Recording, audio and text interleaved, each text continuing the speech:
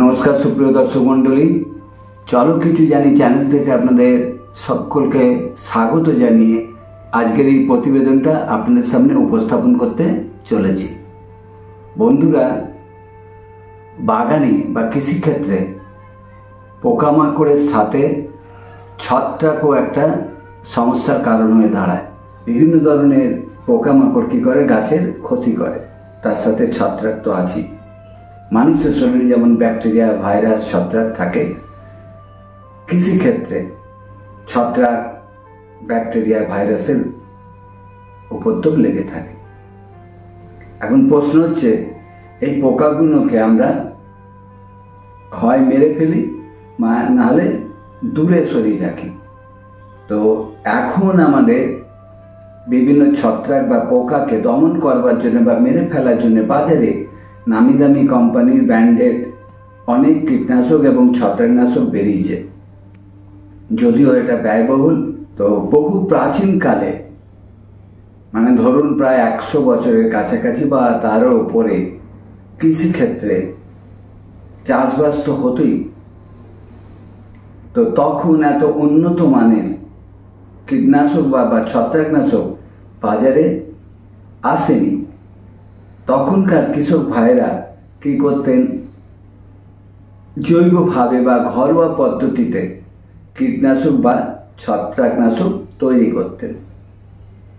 তো আমি আপনাদের কাছে আজকে এমন একটা বিষয় সম্বন্ধে আলোচনা করব, সেই প্রাচীন কাল থেকে ছত্রাকনাশক হিসাবে গাছের বিভিন্ন ধরনের ছত্রাক হয়, তার অধিকাংশ ছত্রাককে দমন করবার জন্যে সেই প্রাচীন কাল থেকে 100 বছর ধরে যে ছত্রাকনাশক কৃষক ভাইরা কৃষি জমিতে ব্যবহার করে আসছেন এবং এখনও সমানভাবে ব্যবহার করেন, এবং খুব সুলভ মূল্যে অল্প পয়সাতে হাতের কাছে ঘরেতেই আমরা সেটাকে তৈরি করে নিতে পারি।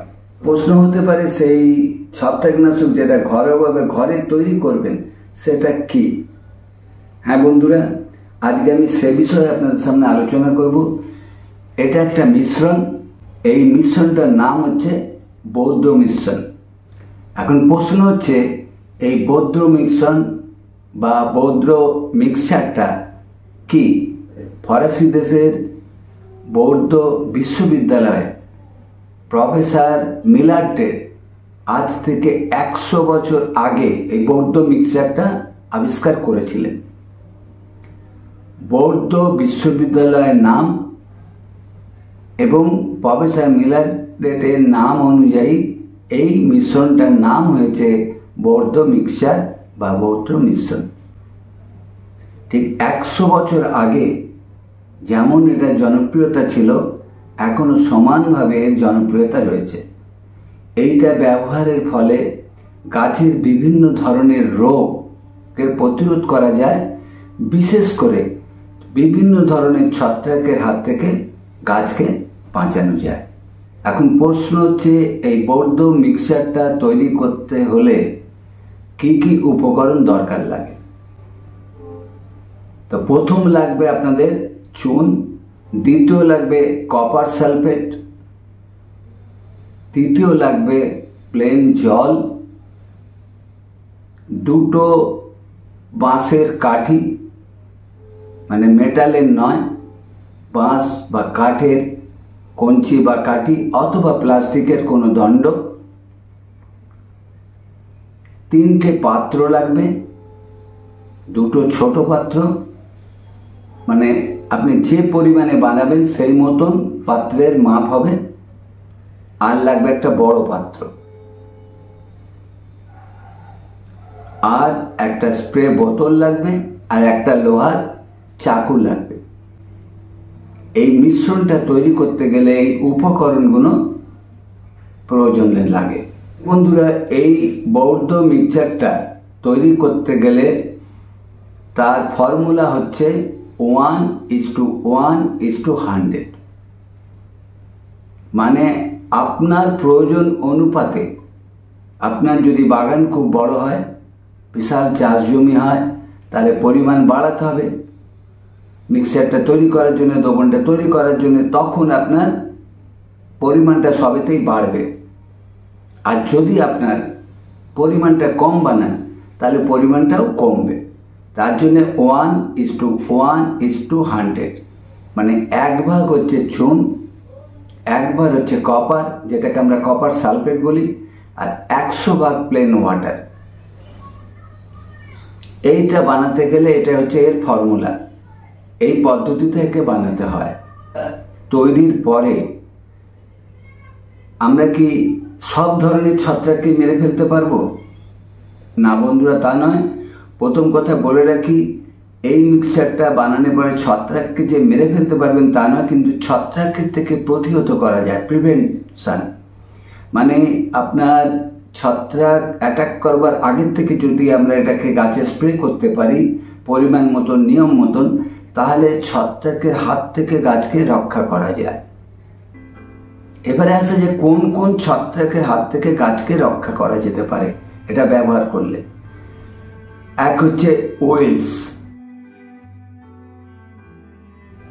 2 হচ্ছে রুট রড। গাছের শেকড়ে দেখা যায় যে পচন সৃষ্টি হয়, বা গোড়াতে, গাছের শেকড়ে বা গোড়াতে পচনের সৃষ্টি হয়। এইটাকে যদি আমরা আগের থেকে ব্যবহার করতে পারি পরিমাণ মতন, নিয়ম মতন, তাহলে এই শেকড় পচা রোগের হাত থেকে গাছকে রক্ষা করতে পারবো আমরা। 3 নম্বর হচ্ছে ব্লাইট। বিশেষ করে আলু ফসলে এবং টমেটো ফসলে বিশাল ক্ষতি করে। এই ব্লাইট রোগে কি হয়, গাছের পাতার পচন শুরু করে, ফলগুলো পচে যায়,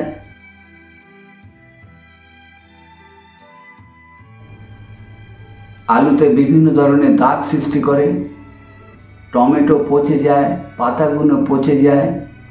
আর এই ব্লাইট রোগ 2 রকমের ভাবে হয়, একটা আর্লি ব্লাইট, একটা হচ্ছে লেট ব্লাইট। তো আমরা যদি শুরু থেকেই পরিমাণ মতন, নিয়ম মতন যদি আমরা গাছেতে এই বৌদ্ধ দ্রবণ বা বৌদ্ধ মিক্সারটাকে ব্যবহার করতে পারি, তাহলে ব্লাইট রোগ থেকে গাছকে রক্ষা করতে পারবো। আবার অনেক সময় দেখা যায় পাতার মধ্যে দাগ।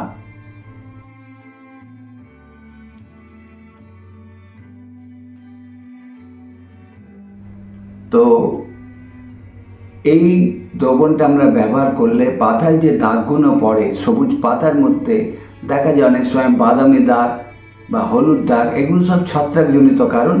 যদি আমরা এটাকে ব্যবহার করি তাহলে এই পাতার যে বিভিন্ন ধরনের দাগ পড়া, মানে মরচের মতন দাগ পড়ে যায়, রাস্টের মতন, লোহায় যেমন জং পড়ে সেরকম পাতার উপরে জং পড়ে।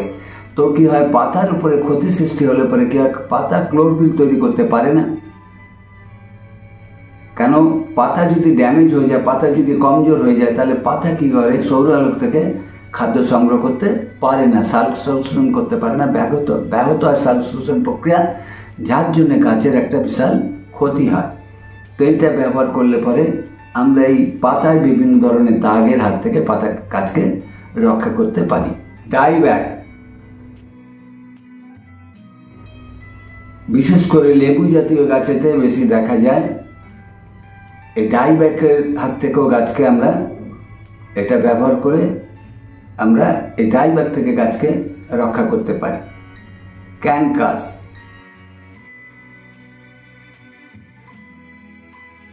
এটাও লেবু জাতীয় গাছ। যে কোনো লেবু, পাতি লেবু, কমলা লেবু, মালটা, বাতামি লেবু, এইসব গাছে আপনার ক্যাঙ্কাস রোগটা দেখা যায়। তো এই দ্রবণ ব্যবহার করে এই রোগ থেকে অনেকটা গাছকে দূরে সরিয়ে রাখতে পারবো। তৃতীয়ত হচ্ছে আপনার গ্যামোসিস, এক মারাত্মক রোগ। এই রোগে কি হয়, গাছের কাণ্ড থেকে রস নিঃসরিত হয়, আঠা জাতীয় রস বেরোতে থাকে, এবং প্রথম দিক থেকে যদি চিকিৎসা না করা যায় তাহলে গাছটা আস্তে আস্তে মৃত্যুর মুখে এগিয়ে যাবে। তো আমরা যদি এই ধরনের মিশ্রণ আমরা নিয়মিত সময় মতন ব্যবহার করতে পারি, তাহলে এই গ্যামোসিস, ক্যাঙ্কাস, ডাইব্যাক রোগ থেকে গাছকে আমরা রক্ষা করতে পারবো। এখন আসছি এই বৌদ্ধ মিক্সচার বা বৌদ্ধ দ্রবণের সুবিধাটা কি। এই দ্রবণটা অতি সহজেই ঘরেতে বানানো যায় এবং বাজারে যে নামি দামি ছত্রাকনাশকগুলো বেরিয়েছে সেটা প্রচুর দাম, এবং তার তুলনায় ঘরেতে যদি আমরা তৈরি করতে পারি এটা অনেক কম খরচে আমরা নিজেরাই ঘরে তৈরি করে নিতে পারি। আর গাছের ছত্রাকজনিত রোগে এটা বিশেষভাবে কাজে লাগে। এবারে বন্ধুরা জেনে নেওয়া যায় এই বৌদ্ধ দ্রবণ বা বৌদ্ধ মিক্সচারটা কিভাবে তৈরি করতে হয়। আমি আগে আপনাদের জানিয়েছি এর ফর্মুলাটা কিভাবে তৈরি করতে হয়। 1:1:100 এই হচ্ছে রেশিও। মানে যদি আপনি 1 ভাগ চুন নেন তাহলে 1 ভাগ কপার সালফেট বা তুঁতে নিতে হবে, আর 100 ভাগ জল নিতে হবে। আমি আপনাদের দেখাবার জন্যে 1 লিটারের একটা দ্রবণ তৈরি করব। আমি 1 লিটারের দ্রবণ তৈরি করব, তার জন্য আমাদের তুঁতে নিতে হবে 5 গ্রাম, চুন নিতে হবে 5 গ্রাম এবং 500 ml করে দুটো পাত্রে জল নিতে হবে। 500 1 লিটার, তাহলে 1 লিটারের দ্রবণটা তৈরি হবে। তার জন্য প্রথমে আমাদের লাগবে এরকম দুটো পাত্র, আর লাগবে চুন, যে কোনো চুন। আমরা যে চুন খাই, বাড়িতে রং করার জন্য যে চুন ব্যবহৃত হয় সেই চুন হলেও চলবে। আর লাগবে বন্ধুরা এরকম তুঁতে, এই যে এরকম তুঁতে লাগবে। এই তুঁতে অতি সহজেই পাবেন, যে কোনো মুদির দোকানে বা বেনের দোকানে গেলে পাবেন, অল্প দাম।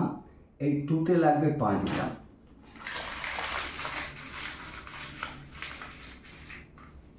আর লাগবে দুটো কঞ্চি বা কাঠের দণ্ড বা প্লাস্টিকের দণ্ড।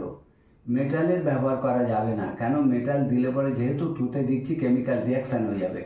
আর 500 ml জল মাপার জন্যে আপনারা সরাসরি 500 ml নিতে পারেন। আপনারা দেখাবার জন্য আমি 250 ml একটা পাত্র নিয়েছি। 250 ml পাত্র দুটো করে 2 জায়গায় আমি 4 বার ঢালবো, মানে 500 500 1000, মানে 1 লিটারের জন্য। এবারে তুঁতে লাগবে বলেছি কত, 5 গ্রাম 1 লিটার দ্রবণটা করার জন্যে। তো আপনারা মেপে নিতে পারেন।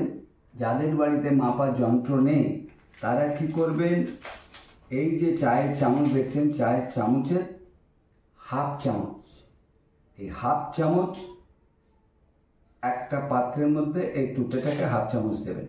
আর একই পদ্ধতিতে 5 গ্রাম বা হাফ চামচ চুন নিতে হবে। এই দেখতে পাচ্ছেন হাফ চামচ চুন আর একটা পাত্রে ঢেলে দিলাম।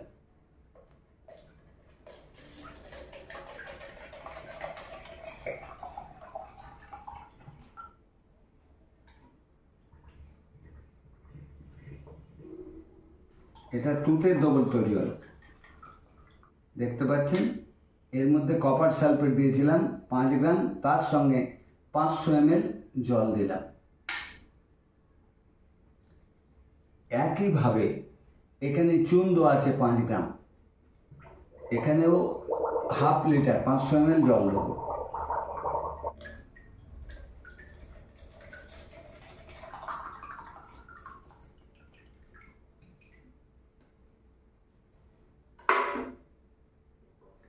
দেখতে পাচ্ছেন এটা হচ্ছে চুনের মধ্যে হাফ লিটার জল দিলাম।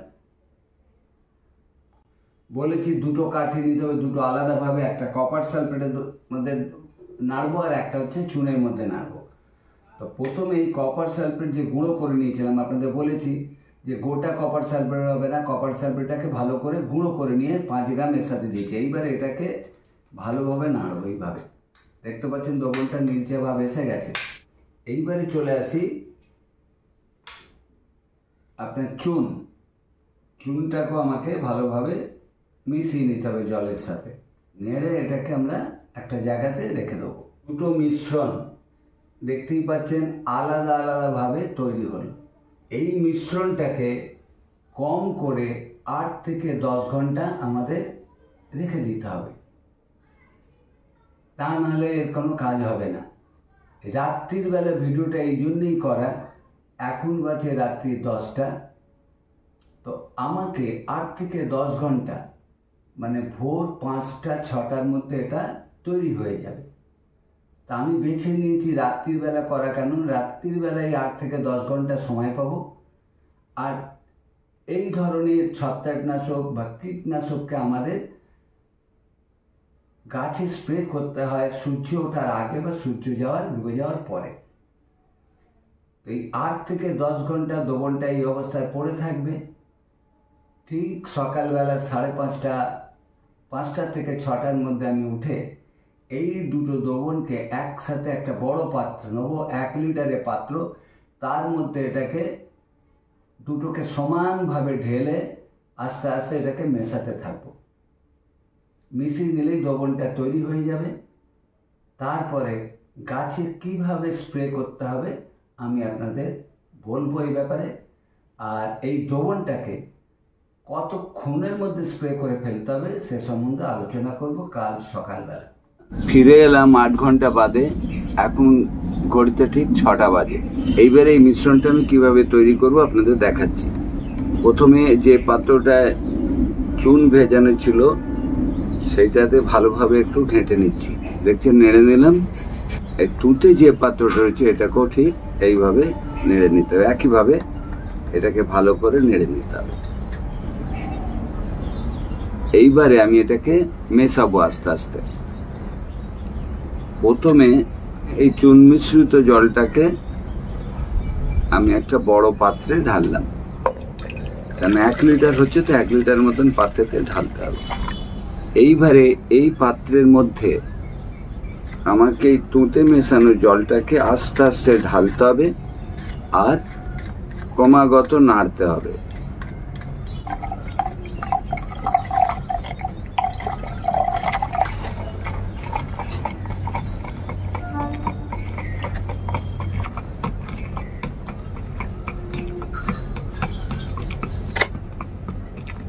এই মিশ্রণটা ঠিক হয়েছে কিনা সেটা বোঝার জন্যে একটা লোহার কোনো জিনিস, এরকম ছুরিও নিতে পারেন বা লোহার যে কোনো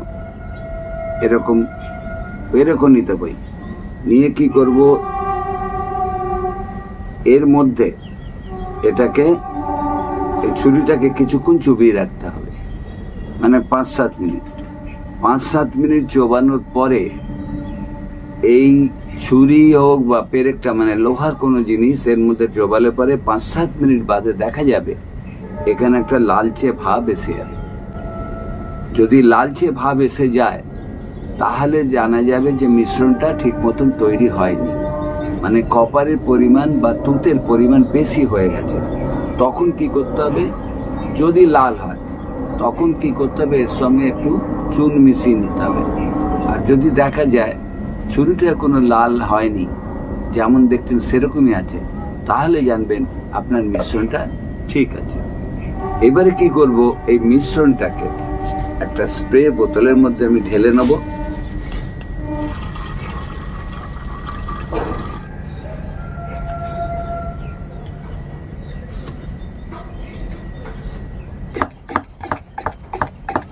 আপনাদের বাগানে যে সমস্ত গাছ আছে সেই গাছে আপনারা স্প্রে করতে পারেন। তো এরকম ভাবে এটাকে এবার দেখতে পাচ্ছেন যেরকম ভাবে এইভাবে এটাকে স্প্রে করে দেবো।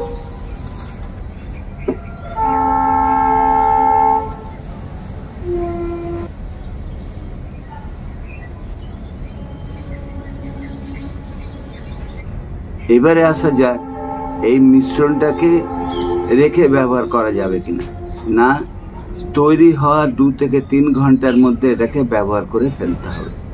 আর রয়েছে সতর্কতা, যেহেতু তুঁতে বা কপার পয়জন বিষাক্ত জিনিস, তাই এটা ব্যবহারের পরে ভালো করে হাত পরিষ্কার করে ধুয়ে নিতে হবে। আর বাড়িতে যদি বাচ্চারা থাকে, বাচ্চাদের হাতের বাইরে এই কপার সালফেটটাকে বা তুঁতেটাকে রাখতে হবে। আপনারাও ঘরেতে এইভাবে বৌদ্ধ মিক্সচার বা বৌদ্ধ মিশ্রণ তৈরি করে আপনাদের ছাদ বাগানের গাছে আপনারা ব্যবহার করতে পারেন। খুব সামান্য খরচ, ধরুন 1 লিটার তৈরি করতে 50 পয়সা লাগে। তো বন্ধুরা, এই ছিল আজকে আমার ভিডিও। তো আপনাদের ভিডিওটা দেখে যদি ভালো লাগে তাহলে লাইক করবেন, কমেন্ট থাকলে কমেন্ট করবেন, আমি আমার সাধ্য মতন উত্তর দেওয়ার চেষ্টা করব। আর ভিডিওটাকে আপনাদের জানাশোনা পরিচিত যে সমস্ত লোকজন রয়েছেন, যারা বিশেষ করে ছাদ বাগান ভালোবাসেন, নিজের বাড়ির আঙিনাতে যে বাগান করেছেন, বাগানের পরিচর্যা করেন, অনেকেই হয়তো জানেন না, তারা বাজার থেকে নামি দামি ব্র্যান্ডের ছত্রাকনাশক কিনে নিয়ে এসে ব্যবহার করেন। তো তারাও যদি জানতে পারেন তাহলে তারাও চেষ্টা করবেন ঘরে তেরমভাবে বানিয়ে নিজেরা ব্যবহার করুন। তাই তাদের কাছে প্লিজ ভিডিওটাকে একটু পারলে শেয়ার করে দেবেন। আর নতুন যে সমস্ত বন্ধুরা নিয়মিতভাবে আমার ভিডিও দেখছেন বা দেখেন, ভবিষ্যতেও দেখবেন, তাদের কাছে আমার অনুরোধ, তাদেরও যদি আমার ভিডিওটা দেখে ভালো লাগে তাহলে তারা প্লিজ আমার চ্যানেলটাকে একটু সাবস্ক্রাইব করে দেবেন। সাবস্ক্রাইব করে পাশে থাকা বেল ঘন্টাটা পুশ করে দেবেন, পুশ করে অল করে দেবেন। তাহলে এরকম ধরনের ভিডিও যখনই আমি তৈরি করব তখন সবার আগে আপনাদের কাছে পৌঁছে যাবে। তো বন্ধুরা, এই বলে আজকে আমি আমার ভিডিও এইখানেই শেষ করলাম। আগামী দিনগুলো আপনারা খুব ভালোভাবে থাকুন, সুস্থ থাকুন। আর আমি খুব শিগগিরই আপনাদের কাছে এরকম নতুন ধরনের কোনো ভিডিও নিয়ে উপস্থিত হব। ধন্যবাদ বন্ধুরা।